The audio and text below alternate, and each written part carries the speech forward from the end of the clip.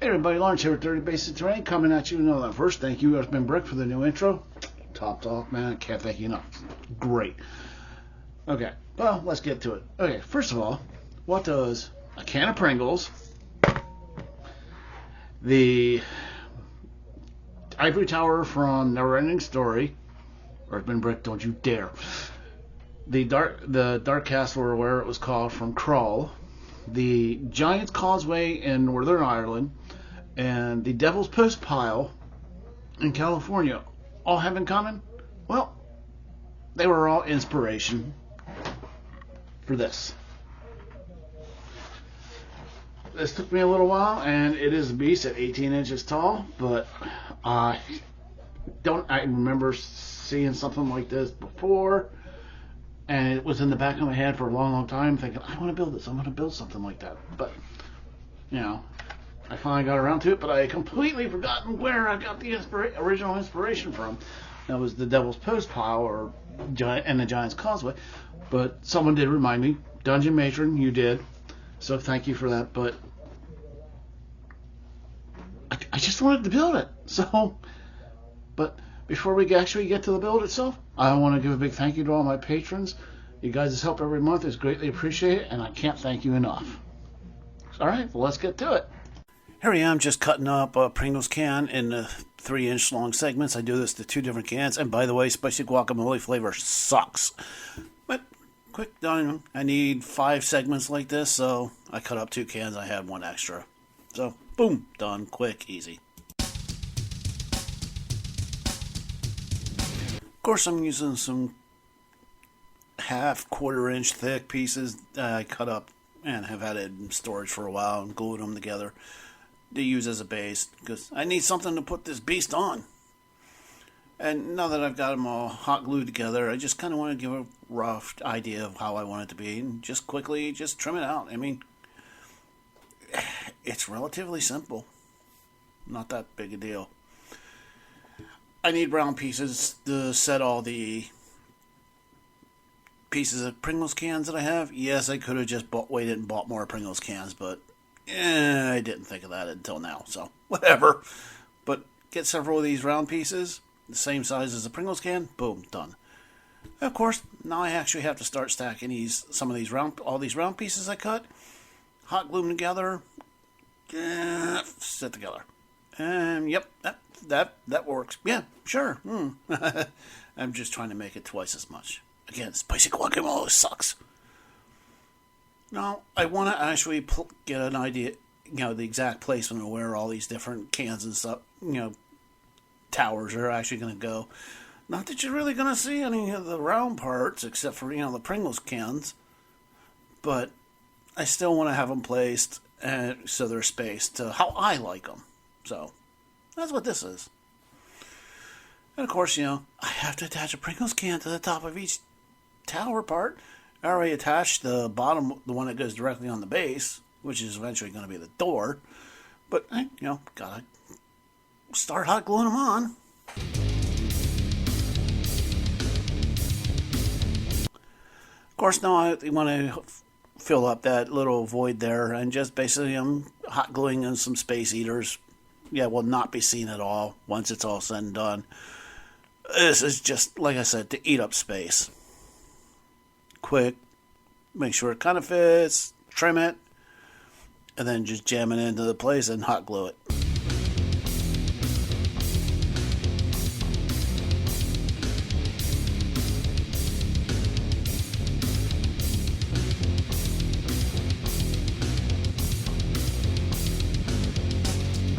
Of course, now I actually want to be able to close off the tops of the Pringles can, so I'm just tracing around this one section and just getting enough that I can close off the tops of all the other ones. Yes, I could have just sliced up one of the round pieces, but hindsight's 20/20, and I didn't think of it at the time, so But again, close it off, hot glue it in place here, and I threw random offcuts in there, and boom, done. Now, I got all these little offcuts and whatnot, so I want to actually start trimming up all the crystal-like formations. So just kind of slicing them up in a manageable size. And then I'll get it into the classic like crystal like side pattern. Now I do use I forgot to film it, but I do use my hot wire, my Proxxon, to cut the bigger, longer ones. But this is quick and easy, and as long as you're careful, you'll be fine doing it by hand like this. But I did this with all the shorter ones, so and those curves, I'm just going to face inward so they won't be seen. Easy.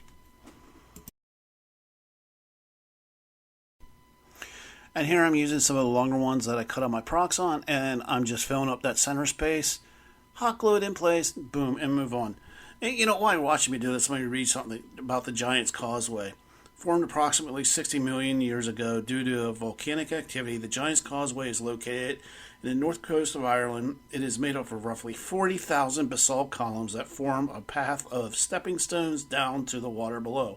Most are hexagonal shape and measure up to 12 meters high. There are varying versions of the story, but legend claims that the causeway was built by giants, hence its curious name. Tourists exploring the area are likely to see some amazing seabirds, including the great cormorant, the European shag, and the razorbill. As one of the more popular natural attractions in Northern Ireland, it was declared a UNESCO World Heritage Site in 1986. I just thought that was interesting, so thanks, Anthony Brick, for providing that. As you can see here, I'm just adding on more and more and more of these like crystal kind of shaped things, or octagonal shapes is how I carved them. Slap them in place. Now this side, I used a bunch of the long ones, and it's like, okay, that's cool, but it's boring. I gotta change it up a little bit. So I'm gonna take a bunch of different ones, and just add them to it, just to break it up, so it doesn't look so blah and boring. So and also maybe cover up some mistakes I may or may not have made. But again, it's just a quick glue in place, just to break up the lights, add more visual interest. Let's just go with that. But again, that one side was just too boring, so I just had to break it up. Now I'm using a template for a door that I made a long, long time ago, and it's been very, very useful.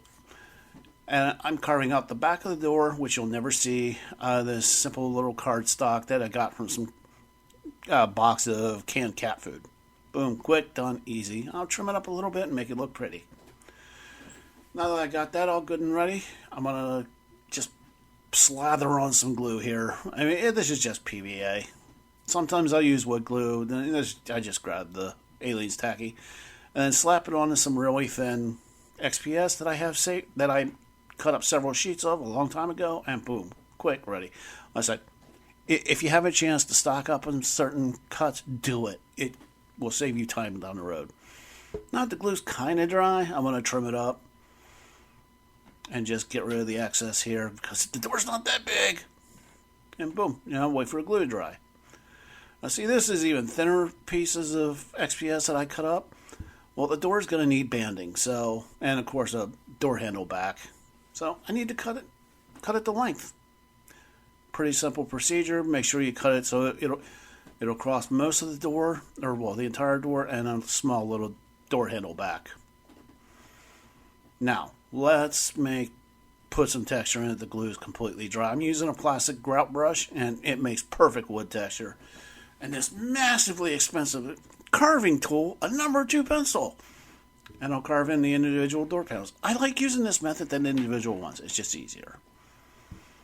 Now, I've been using these pieces from a wooden fan for windows, and they work great. If you can find something like that, great. But I just want to actually start carving out the window frame, and these pieces I've had are just basically timber framing that I cut up a long time ago. Again, I do that a lot. So now I actually want to start putting this framing on. So I'll put a little bit of Aliens Tacky, or any PVA will do. It's just attach it to the top and the bottom of the window. And I'll use the lengthwise pieces and just lay them down and just cut right through both pieces at the same time so I get the perfect angle cut. It's a lot easier than trying to, I'm going to make sure to get this 45. Do it this way. It's quick. It's easy. And the cuts will match up. Or at least pretty damn close to matching up. You may need to clean it up. But see? Boom. Done. Add some more glue. And as you can see, I've already done a couple. So, but again, glue it on, put them in place, and let it dry. Now, this door was thin enough, and I had to bend it a little bit to curve it. That's why I used the thin stuff, hot glue it in place, and it sticks quite easily. And of course, I'm going to do the same with the windows. Sorry, it's off camera. I should do it up here. And just hot glue it in place. I mean, the first one gets the door, the other 4 get windows. Not rocket surgery, so. Of course, I want to put a little brick door frame around the door itself. So I have these, again, a long time ago I cut up a boatload of bricks and I'm still using them over a year later. So, but again, just kind of running them up through, kind of cutting the angles just so it looks like, they're supposed to be at that right spot there. And just slowly working them in so it looks like it was on purpose, a door frame. Go figure. Of course, I actually want to start putting in the brickwork around where, the Pringles cans are. And normally I would use hot glue, but for some reason I just felt like using PVA this time. And it works just as well, and it gives me a little extra work time. So, and I did have to do a little bit of movement and adjusting. And these bricks are actually bricks I cut in half a few projects ago.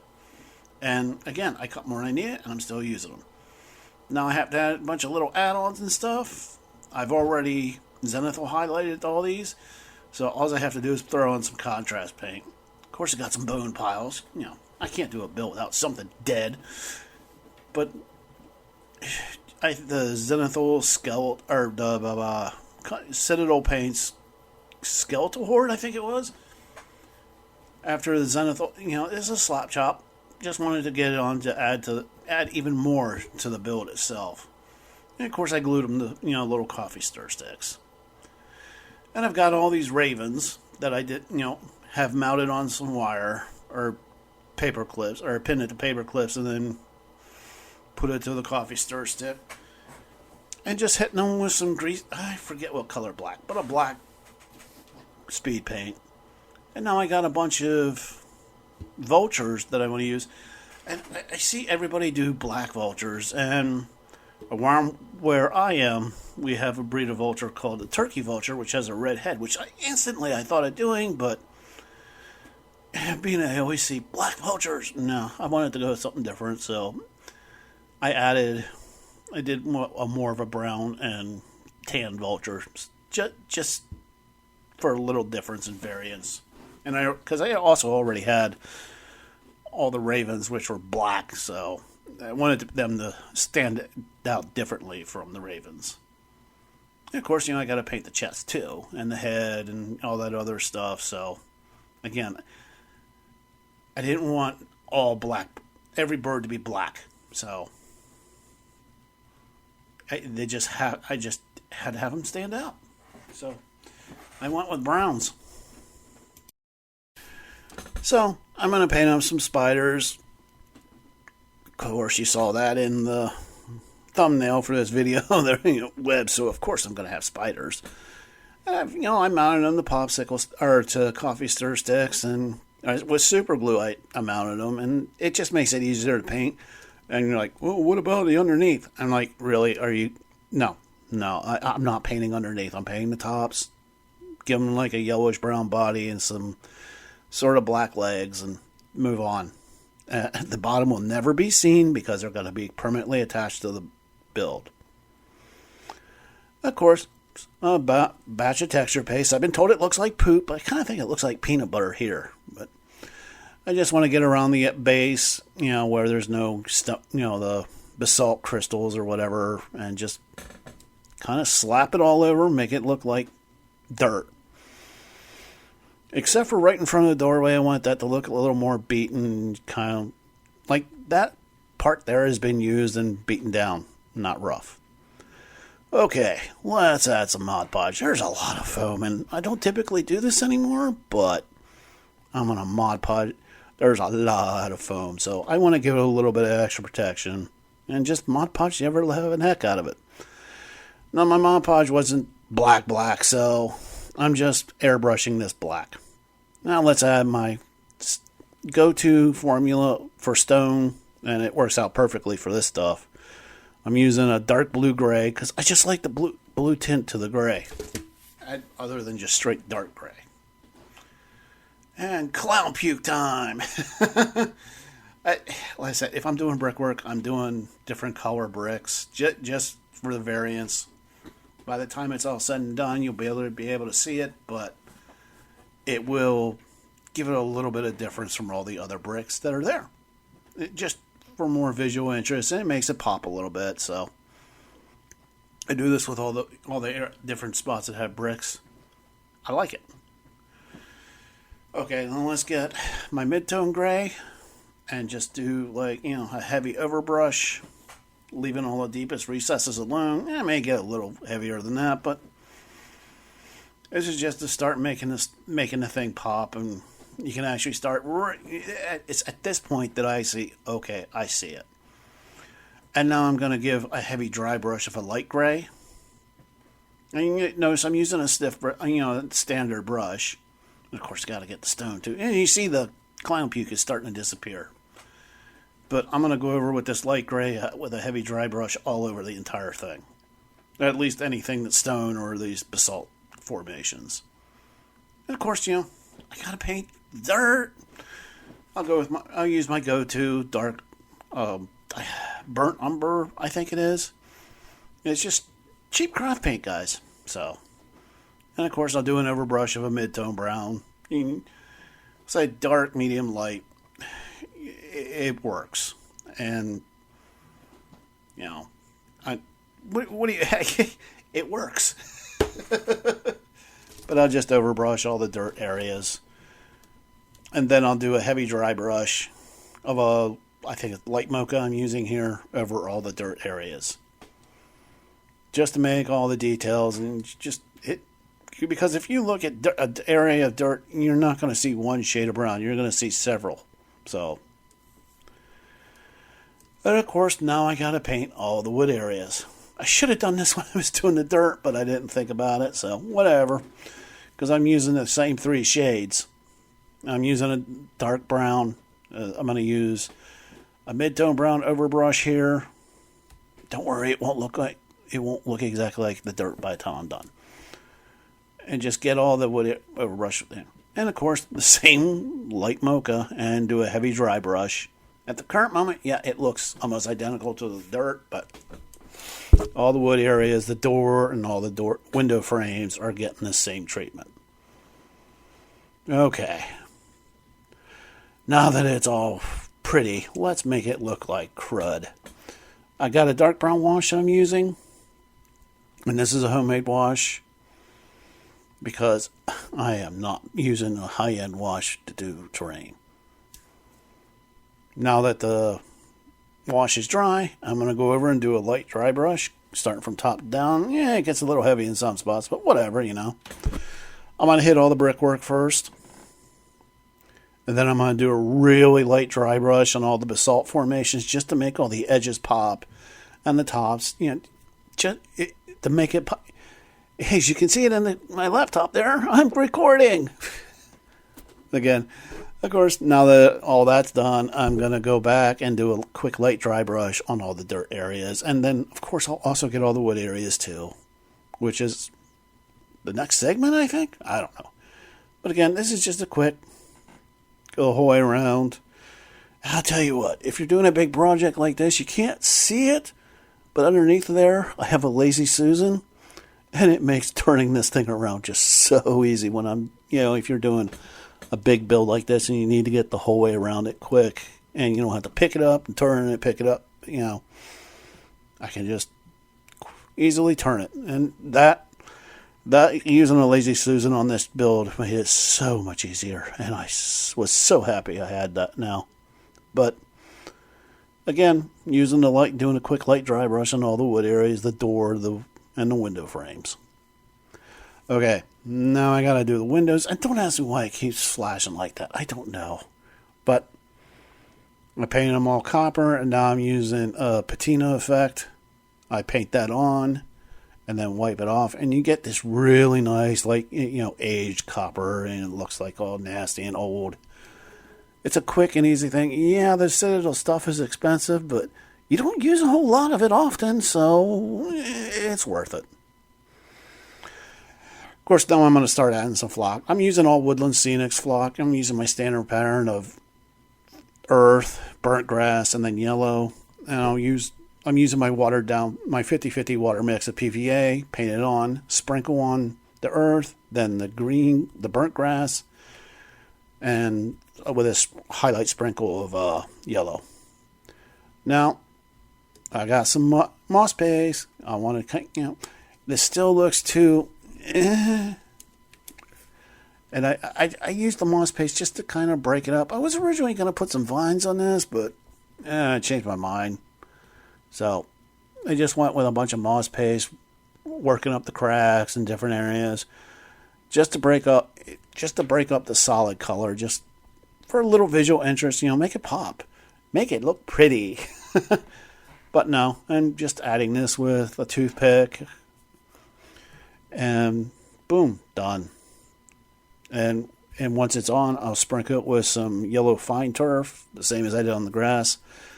And that will act as a highlight once the moss is actually fully dry. And it's a simple little thing, adding that yellow fine turf.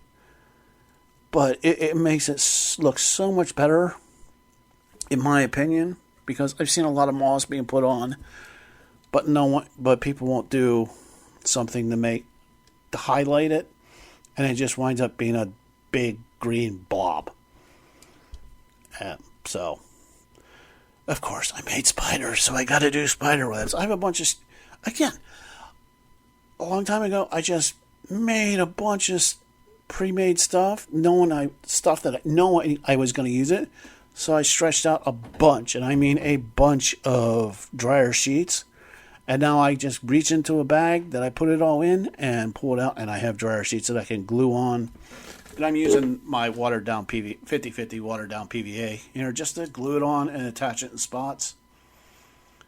And I can tear off a chunk. I can glue it on in place. I don't have to, because I did this a long time ago, I am just, boom, done. Quick, easy. Ooh, wait, no, gotta check the phone.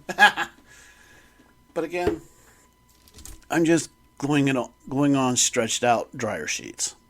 I gotta figure out where I want those spiders. And of course, now I want to actually start adding all the little extras I made. Little super glue gel you can use.